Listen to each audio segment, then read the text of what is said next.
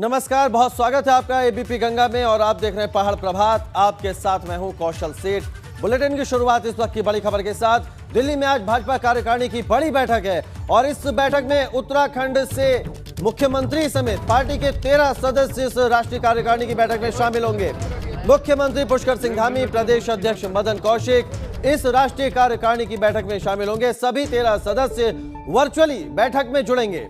बैठक में आगामी चुनाव को लेकर चर्चा होगी। राष्ट्रीय मीडिया प्रभारी अनिल बलूनी भी इस बड़ी बैठक में शामिल होंगे। तो ये तस्वीरें भी हम आपको दिखा रहे हैं। भाजपा मुख्यालय में एक बड़ी बैठक का आयोजन हो रहा है। विनोद हमारे संवाददाता ज्यादा जानकारी के साथ जुड़ गए। विनोद, आज एक बड़ी बैठक, राष्ट्रीय कार्यकारिणी की बैठक हो रही है भाजपा की दिल्ली में और मुख्यमंत्री समेत 13 सदस्य इसमें जुड़ेंगे वर्चुअली। क्या कुछ उसको लेकर रूपरेखा तैयार की गई है? क्या कुछ जानकारी इसके बारे में? बिल्कुल, देखिए कौशल, प्रधानमंत्री नरेंद्र मोदी के उत्तराखंड दौरे के बाद में ये चुनावी दृष्टिकोण से बहुत ही महत्वपूर्ण आज राष्ट्रीय कार्यकारिणी की बैठक होने जा रही है। और आगामी जिस तरह से उत्तराखंड में विधानसभा चुनाव होने हैं उसको लेकर चुनावी मंथन होगा, चुनावी रणनीति पर चर्चा होगी। आखिरकार कौन कौन से विषय होंगे जो चुनाव में रखने होंगे, उसको लेकर आज तमाम पार्टी के दिग्गज, पार्टी के वरिष्ठ पदाधिकारी वर्चुअल जुड़ेंगे, जिसमें मुख्यमंत्री पुष्कर सिंह धामी, प्रदेश अध्यक्ष मदन कौशिक और तमाम जितने भी पूर्व मुख्यमंत्री है वो वर्चुअल देहरादून से जुड़ेंगे। इसके अलावा जो राष्ट्रीय कार्यकारिणी में जो राष्ट्रीय अध्यक्ष जेपी नड्डा वो दिल्ली से इस बैठक में शामिल होंगे। राष्ट्रीय मीडिया प्रमुख और उत्तराखंड से राज्यसभा सांसद अनिल बलूनी भी इस बैठक में शामिल होंगे। चुनावी मंथन होगा और चुनाव में किस तरह से पार्टी को मजबूत करना है, हर कार्यकर्ताओं को पार्टी के बारे में समझाना है और राज्य सरकार की जितनी उपलब्धियां हैं, योजनाएं हैं, उसको लेकर घर घर तक जाना है और पार्टी को हर बूथ तक मजबूत करना है। और महत्वपूर्ण ये भी होगा कि चुनाव में चुनाव प्रचार किस तरीके का हो। तो तमाम अलग अलग विषयों पर इस बैठक में मंथन होगा और ये आज सुबह 10 बजे से ये बैठक शुरू होगी और 3 बजे तक चलेगी। क्या मुख्यमंत्री और तमाम जो सदस्य हैं वो भाजपा के दफ्तर पहुंच गए, भाजपा के कार्यालय पर? बिल्कुल, देखिए अभी वर्चुअल जुड़ने की तैयारी चल रही है और जहाँ भी जो पार्टी का वरिष्ठ नेता हैं और जो अलग अलग जो नेता हैं वो अपने अलग अलग जगह से जुड़ने की तैयारी में है और 10 बजे से ये बैठक शुरू होगी और चुनावी दृष्टिकोण से काफी महत्वपूर्ण ये बैठक मानी जा रही है। कौशल, ठीक है विनोद, बहुत शुक्रिया आपका। तो एक बड़ी बैठक दिल्ली में भाजपा राष्ट्रीय कार्यकारिणी की हो रही है और इसमें उत्तराखंड में मुख्यमंत्री पुष्कर सिंह धामी के अलावा 13 सदस्य वर्चुअली शामिल होंगे। सुबह 10 बजे का वक्त रखा गया है। आगे बढ़ते हैं। देहरादून में महंगाई के विरोध में कांग्रेस प्रदेश भर में आज प्रदर्शन करेगी। सुबह 11:30 बजे कांग्रेस पेट्रोल पंप के बाहर प्रदर्शन करेगी और बढ़ते पेट्रोल और डीजल के दाम को लेकर विरोध जताएगी कांग्रेस। प्रदेश अध्यक्ष गणेश गोदियाल के आह्वान पर ये कांग्रेस का विरोध प्रदर्शन आज सुबह 11:30 बजे देखने को मिलेगा। बढ़ते पेट्रोल और डीजल के दाम को लेकर विरोध जताया जाएगा। पेट्रोल पंप के बाहर कांग्रेस के तमाम नेता जुटेंगे, कार्यकर्ता जुटेंगे और विरोध जताएंगे। बढ़ते दामों के खिलाफ हल्ला बोलने की तैयारी है कांग्रेस की। महंगाई के विरोध में कांग्रेस का प्रदेश भर में आज प्रदर्शन है सुबह 11:30 बजे से। और ज्यादा जानकारी के साथ रुक कर लेते हैं। हमारे दो संवाददाता हमारे साथ जुड़ गए। देहरादून से हमारे साथ रवि कैंतुरा जुड़ गए और हल्द्वानी से अंकित शाह हमारे साथ जुड़ गए। सबसे पहले रुख करते हैं रवि का। रवि, इस पूरे कार्यक्रम की रूपरेखा के बारे में बताइए। 11:30 बजे का कार्यक्रम है, कौन कौन बड़े नेता इसमें शामिल होने जा रहे हैं और किस तरह से हल्ला बोलने की तैयारी है? बिल्कुल कौशल, देखिए आज पूरे प्रदेश में कांग्रेस का ये विरोध प्रदर्शन है महंगाई के खिलाफ में। और अगर बात राजधानी देहरादून की करें तो यहाँ पर भी तमाम पेट्रोल पंप में इस तरीके का प्रदर्शन रहेगा। प्रदेश अध्यक्ष गणेश गोदियाल खुद इस प्रदर्शन में शामिल होंगे। इसके साथ ही पूरे प्रदेश अगर बात करें तो तमाम जिला मुख्यालयों पर कांग्रेस के तमाम कार्यकर्ता आज पेट्रोल पंप पर जाकर इस तरीके का प्रदर्शन करेंगे। ये महंगाई के खिलाफ कांग्रेस का बड़ा प्रदर्शन आज पूरे प्रदेश में है और तमाम जगहों पर इस तरीके के प्रदर्शन रहेंगे। 11:30 बजे पूरे प्रदेश में प्रदर्शन शुरू हो जाएगा और जहाँ पर कांग्रेस के तमाम कार्यकर्ताओं को, तमाम नेताओं को ये कहा गया है कि आज वो महंगाई के खिलाफ अपना विरोध दर्ज करें और पूरी तरीके से बीजेपी सरकार को घेरने की ये तैयारी इस प्रदर्शन के माध्यम से कांग्रेस की रहेगी। तो आज 11:30 बजे पूरे प्रदेश में तमाम जिला मुख्यालयों में पेट्रोल पंप पर कांग्रेस इस प्रदर्शन को करने जा रही है। इधर भाजपा का यह कहना है कि लगातार दीपावली पर पेट्रोल डीजल के दाम घटाए गए हैं, उसके बाद राज्य सरकार की ओर से भी और राहत दी गई है, जिसमें कि दामों के कम होने पर जनता को जो है राहत की बात बीजेपी कर रही है। लेकिन इसको कांग्रेस ने नाकाफी बताते हुए आज पूरे प्रदेश में बड़े प्रदर्शन करने की तैयारी की है। यहां पर प्रदेश अध्यक्ष गणेश गोदियाल देहरादून के पेट्रोल पंप पर नजर आएंगे, तो वहीं पूरे प्रदेश में तमाम कांग्रेस के नेता पेट्रोल पंपों पर महंगाई के खिलाफ बीजेपी को घेरते हुए नजर आएंगे। जी बिल्कुल, तो आज कांग्रेस का बड़ा प्रदर्शन है महंगाई के खिलाफ। हल्द्वानी का रुख कर लेते हैं, अंकित शाह हमारे साथ जुड़े हुए हैं। अंकित, हल्द्वानी में कांग्रेस का जब यह प्रदर्शन होगा, कौन से वो बड़े नेता इस प्रदर्शन में शामिल रहेंगे और इसको लेकर क्या कुछ तैयारियां कांग्रेस की ओर से की गई हैं? देखिए कौशल, आपको बता दें कि कांग्रेस आज प्रदेश में सरकार के खिलाफ प्रदर्शन करने जा रही है और मुद्दा यह है कि महंगाई के खिलाफ लगातार जिस तरह से पेट्रोल और डीजल के दामों में वृद्धि हुई है, उसके खिलाफ कांग्रेस अब सड़क पर उतर गई है। वहीं कांग्रेस की मांग है कि जिस तरह से वृद्धि हुई है उसके दामों में कटौती की जाएगा, कटौती नहीं होती तो उग्र आंदोलन किया जाएगा। वहीं आज की बात करें तो हल्द्वानी में आज तमाम कांग्रेस के कार्यकर्ता, वरिष्ठ कार्यकर्ता यहाँ पर मौजूद रहेंगे और सरकार खिलाफ एक हल्ला बोल करेंगे। वहीं जिस तरह से 2022 विधानसभा चुनाव नजदीक आ रहा है, उसको देखते हुए कांग्रेस अलर्ट हो चुकी है और कोई भी मुद्दा कांग्रेस अपने हाथ से नहीं गंवाना चाहती और महंगाई को लेकर प्रदेश सरकार के खिलाफ लगातार कांग्रेस हमलावर है और आज 11:30 बजे कांग्रेस प्रदेश सरकार के खिलाफ विरोध जताएगी। चलिए, बहुत शुक्रिया अंकित आपका तमाम जानकारी के लिए। रवि, आप हमारे साथ बने रहिएगा, आगे भी खबरों पर आपका रुख करेंगे। फिलहाल इस जानकारी के लिए बहुत शुक्रिया। आगे बढ़ते हैं, केंद्र सरकार से दामों में कटौती के बाद उत्तराखंड के लोगों को बड़ी राहत भी मिली है। एक तरफ जहां पेट्रोल और डीजल के दाम 12-12 रुपए कम हो गए, तो वहीं सरसों का तेल और रिफाइंड ऑयल भी सस्ता हो गया है। और ये दो ग्राफिक्स के जरिए आपको समझा रहे हैं कि पेट्रोल और डीजल के दाम कुल 12-12 रुपए कम हुए, सरसों का तेल करीब 7 रुपए सस्ता हुआ है। पेट्रोल अब 94 रुपए 24 पैसे प्रति लीटर और डीजल 87 रुपए प्रति लीटर उत्तराखंड में हो गया है। खाद्य तेल के दामों में भी कटौती से लोगों को राहत मिली है। पेट्रोल 5 रुपए और डीजल 2 रुपए सस्ता हुआ है। तो ये जो उत्तराखंड के लोगों को राहत मिली है वो इस ग्राफिक्स के जरिए भी हम आपको बता रहे हैं। सरसों के तेल में करीब 7 रुपए की कमी आई है। पेट्रोल अब उत्तराखंड में 94 रुपए 24 पैसे और डीजल 87 रुपए प्रति लीटर हुआ है। रिफाइंड ऑयल भी 15 से 20 रुपए सस्ता हो गया है। पूर्व सीएम हरीश रावत आज प्रेस कॉन्फ्रेंस करेंगे सुबह 11 बजे। कांग्रेस मुख्यालय में हरीश रावत की एक प्रेस कॉन्फ्रेंस है। आपको बता दें 7 नवंबर से 9 नवंबर तक हरीश रावत के ताबड़तोड़ दौरे हैं। पूरे प्रदेश में हरीश रावत के कई कार्यक्रम हैं और इस दौरे से पहले, इन कार्यक्रमों से पहले हरीश रावत एक प्रेस कॉन्फ्रेंस करने जा रहे हैं। आज सुबह 11 बजे कांग्रेस मुख्यालय में यह प्रेस कॉन्फ्रेंस होगी और देखते हैं कि हरीश रावत क्या कुछ कहते हैं। हमारे साथ हमारे संवाददाता रवि कैंतुरा हमारे लगातार बने हुए देहरादून से। रवि का रुख कर लेते हैं। रवि, हरीश रावत चुनावी मोड में है, पूरी कांग्रेस उत्तराखंड में चुनावी मोड में है और हरदा के कई दौरे भी हैं, कई कार्यक्रम है, पूरे प्रदेश में कार्यक्रम है 7 से 9 नवंबर तक। आज जो प्रेस कॉन्फ्रेंस उनकी होने वाली है उसका लब्बो-लुबाब क्या रहने वाला है?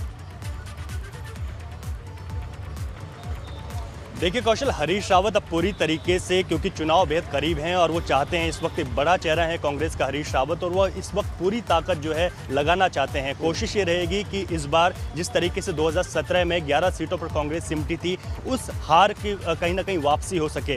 कांग्रेस कोशिश कर रही है कि सत्ता में वापसी हो, इसके लिए लगातार हरीश रावत प्रयासरत हैं। आज अपने जो ताबड़तोड़ कार्यक्रम है उनकी शुरुआत एक प्रेस कॉन्फ्रेंस से करने जा रहे हैं। 11 बजे एक प्रेस कॉन्फ्रेंस होगी और उसके बाद पूर्व मुख्यमंत्री हरीश रावत हरिद्वार में जाएंगे, जहां पर BHEL का आज 6वां महोत्सव है, उसमें वो शामिल होंगे। आज शाम को वाणी विहार जो कि रायपुर विधानसभा में है, वहां पर राज्य स्थापना दिवस के एक पदयात्रा है, वहां पर जो है पूर्व मुख्यमंत्री हरीश रावत शामिल होंगे। कल की अगर बात करें तो कल एक बहुत महत्वपूर्ण कार्यक्रम है। कल सुबह करीब 11 बजे हरीश रावत UKD के तमाम वरिष्ठ नेताओं को अपनी पार्टी यानी कांग्रेस में जोड़ेंगे और उनको सदस्यता दिलाएंगे। इसमें ये माना जा रहा है कि UKD जो उत्तराखंड क्रांति दल है उसके कई वरिष्ठ नेता हैं जो कल कांग्रेस की सदस्यता लेंगे। इससे निश्चित तौर पर कांग्रेस को एक मजबूती मिलेगी और इस सदस्यता को हरीश रावत कांग्रेस मुख्यालय में दिलाएंगे। उसके बाद हरीश रावत नैनीताल जाएंगे। नैनीताल में हरीश रावत के भी कई कार्यक्रम हैं और 9 तारीख की अगर बात करें तो जहां राज्य स्थापना दिवस पर नैनीताल में कई कार्यक्रमों में हरीश रावत शामिल होंगे, वहीं गौरा पड़ाव में जो मार्ग क्षतिग्रस्त हुआ था आपदा में, उसका निर्माण न होने के कारण हरीश रावत वहां पर सांकेतिक मौन उपवास भी करेंगे। इसके साथ ही उसी दिन अगर हम बात करें तो जो आपदा अभी 18 से 20 तारीख तो आई है उत्तराखंड में, जिसमें कई जाने गई और करोड़ों का नुकसान हुआ है, वहां पर भी जो आपदा प्रभावित लोग हैं उनके बीच एक बार फिर से हरीश रावत जाने की तैयारी में है और पूरी तरीके से सरकार को घेरेंगे। 3 दिन के ताबड़तोड़ कार्यक्रम है पूर्व मुख्यमंत्री हरीश रावत के, जहां पर जो देहरादून से आज प्रेस कॉन्फ्रेंस कर इस ताबड़तोड़ कार्यक्रमों की वो शुरुआत करेंगे और नैनीताल तक लगातार ये कार्यक्रम है। तमाम विधानसभाओं में पदयात्राएं हैं राज्य स्थापना दिवस पर, जिस पर भी वो गवर्नमेंट को घेरने की कोशिश करेंगे और बीजेपी सरकार को निशाना साधेंगे। पूरी तरीके से चुनावी मोड में हरीश रावत अब दिखाई दे रहे हैं। बिल्कुल, विधानसभा चुनाव नजदीक है और ऐसे में हरीश रावत एक्टिव हो गए हैं चुनावी मोड में। बहुत शुक्रिया रवि आपका हमारे साथ जुड़ने के लिए और ये जानकारी हमसे साझा करने के लिए। नजर बनाए रखिएगा। आगे बढ़ते हैं, कोटद्वार से बड़ी खबर है। एनटीसीए की रिपोर्ट पर वन मंत्री हरक सिंह रावत ने सवाल उठाए हैं। एनटीसीए ने गलत रिपोर्ट तैयार की है, ये कहना है हरक सिंह रावत का। टाइगर सफारी की आड़ में हजारों पेड़ काटने का आरोप है और इस मामले में एनटीसीए ने पाखरो रेंज के रेंजर को सस्पेंड किया है। लेकिन हरक सिंह रावत कह रहे हैं कि इस मामले की दोबारा जांच कराई जाएगी, जिसमें यह सच सामने आएगा।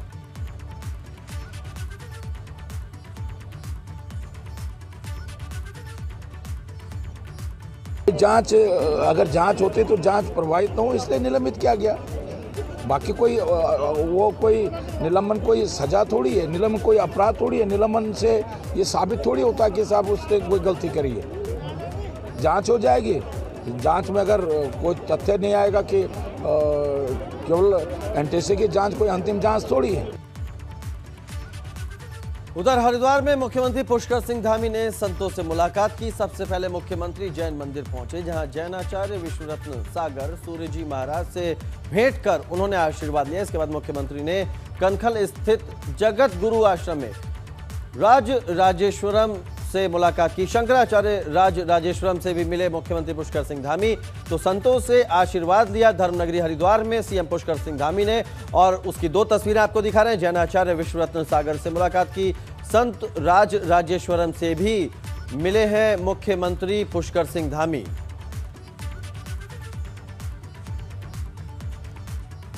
बस उनका आशीर्वाद लेने के लिए आए हुए हैं और उनका मार्गदर्शन भी लिया है, क्योंकि कठिन साधना और कठिन तप उनके द्वारा किया जाता है। और एक बड़ी अच्छी बात यहाँ हुई है, श्वेतांबर और पीतांबर दोनों जो समुदाय हैं, उन दोनों समुदाय के लोगों ने यहाँ पर बड़ा अच्छा मिलन किया है। निश्चित रूप से मिलन हमारी संस्कृति का बहुत बड़ा एक रूप है, सबको मिलाने का रूप है।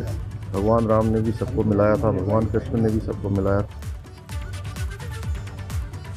दिवाली पर आतिशबाजी की वजह से उत्तराखंड के भी कई शहरों की आबोहवा काफी प्रदूषित हो गई है। देहरादून और हरिद्वार में एयर क्वालिटी इंडेक्स 300 को पार कर चुका है, जो सेहत के लिए काफी नुकसानदायक माना जाता है।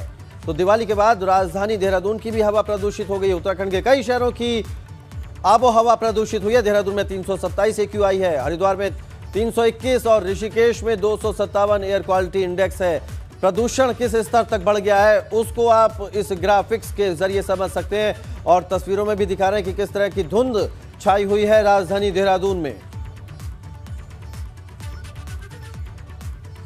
बता दें, भाजपा की बैठक में शामिल होने दिल्ली पहुंच गए मुख्यमंत्री योगी आदित्यनाथ। तो दिल्ली में भाजपा की राष्ट्रीय कार्यकारिणी की जो बड़ी बैठक है उसमें शामिल होने के लिए सीएम योगी पहुंच गए हैं। अब से थोड़ी देर में शुरू होने वाली है भाजपा की राष्ट्रीय कार्यकारिणी की बैठक।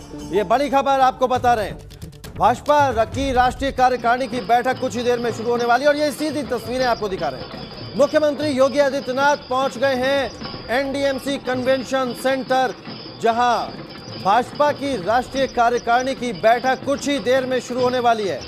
सीएम योगी आदित्यनाथ को आप देख सकते हैं, कुछ ही देर में ये बैठक शुरू होगी। एनडीएमसी कन्वेंशन सेंटर पहुंचे हैं सीएम योगी आदित्यनाथ। भाजपा की राष्ट्रीय कार्यकारिणी की बैठक में शामिल होने के लिए मुख्यमंत्री पहुंचे हैं और ये तस्वीरें भी आपको दिखा रहे हैं एनडीएमसी कन्वेंशन सेंटर से। बड़ी खबर, भाजपा की बैठक में शामिल होने के लिए सीएम योगी आदित्यनाथ पहुंच गए हैं। कुछ ही देर में एनडीएमसी कन्वेंशन सेंटर में भाजपा की राष्ट्रीय कार्यकारिणी की बैठक शुरू हो जाएगी।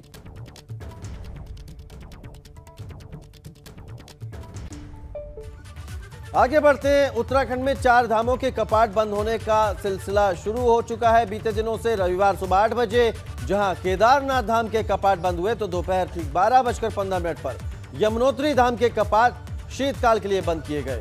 इसके अलावा गंगोत्री धाम के कपाट दिवाली वाले दिन 4 नवंबर को ही बंद किए जा चुके हैं। तो बद्रीनाथ धाम के कपाट 20 नवंबर को बंद किए जाएंगे। बाबा केदारनाथ धाम के कपाट भैया दूज के मौके पर मंत्रोच्चारण के बीच शीतकाल के लिए बंद किए गए। इस दौरान मंदिर परिसर में काफी संख्या में तीर्थयात्री श्रद्धालुगण मौजूद रहे। तो 4 तस्वीरें आपको दिखा रहे हैं। 6 महीने के लिए शीतकाल के लिए 4 धाम के कपाट बंद होने की जो प्रक्रिया है वो जारी है।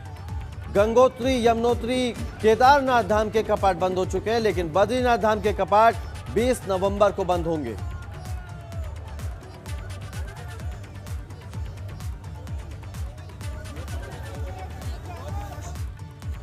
केदारनाथ धाम के कपाट विधि विधान के साथ शीतकाल के लिए बंद हो गए। रविवार सुबह 8 बजे केदारनाथ धाम के कपाट बंद हुए। सेना के बैंड की भक्तिमय धुनों के साथ बाबा केदारनाथ की डोली ने मंदिर की परिक्रमा की और शीतकालीन गद्दी स्थल ओंकारेश्वर मंदिर ऊखी मठ के लिए रवाना हो गई। केदारनाथ बाबा की पंचमुखी विग्रह मूर्ति अलग अलग पड़ावों से होते हुए शीतकालीन गद्दी स्थल ओंकारेश्वर मंदिर ऊखी मठ में विराजमान होगी। आपको बता दें, केदारनाथ धाम में इस वक्त चारों ओर बर्फ जमी है, जिसके चलते मौसम बेहद ठंडा है। बाबा केदार के कपाट बंद होने की प्रक्रिया के दौरान बड़ी संख्या में तीर्थयात्री, देवस्थानम बोर्ड से जुड़े लोग, जिला प्रशासन और तीर्थ पुरोहित के अलावा हक हकूकधारी मौजूद रहे।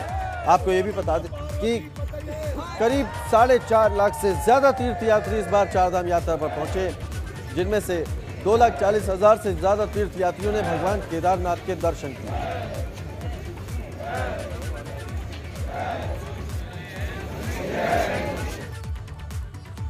चार धाम में से 3 के कपाट बंद हो चुके हैं और अब 20 नवंबर को भगवान बद्रीनाथ के कपाट बंद होने, जिसको लेकर 16 नवंबर से विधि विधान शुरू हो जाएगा। आपको बता दें कि अभी के वक्त में बद्रीनाथ धाम के आसपास कड़ाके की ठंड पड़ रही है।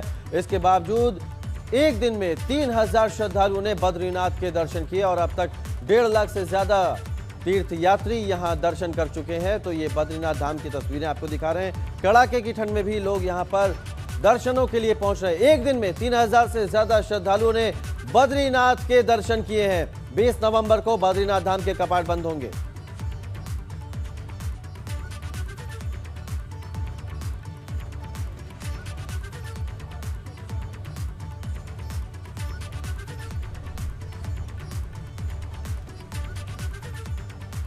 शीतकाल के लिए 4 धामों के कपाट बंद किए जा रहे। इसी सिलसिले में भैया दूज के मौके पर दोपहर 12:15 बजे यमुनोत्री धाम के कपाट पूरी विधि विधान के साथ बंद किए गए और मां यमुना की भोग मूर्ति उत्सव डोली को शनिदेव की अगुवाई में खरसाली गांव के लिए रवाना किया गया।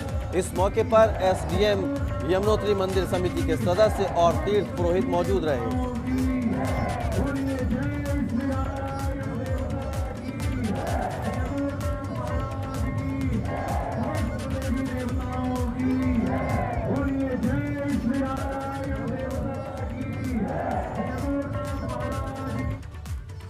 उधर उत्तरकाशी में मां गंगा मुखबा धाम में विराजमान हो चुकी है। दोपहर 2 बजे गंगा उत्सव डोली मुखी मठ पहुंची, जहां श्रद्धालुओं के जयकारों के साथ मां गंगा का भव्य स्वागत हुआ और अब मां गंगा मुखबा धाम में शीतकाल के 6 महीने के लिए यहीं विराजमान रहेगी। और मां गंगा की जो चल विग्रह उत्सव डोली है वो भी आपको दिखा रहे हैं।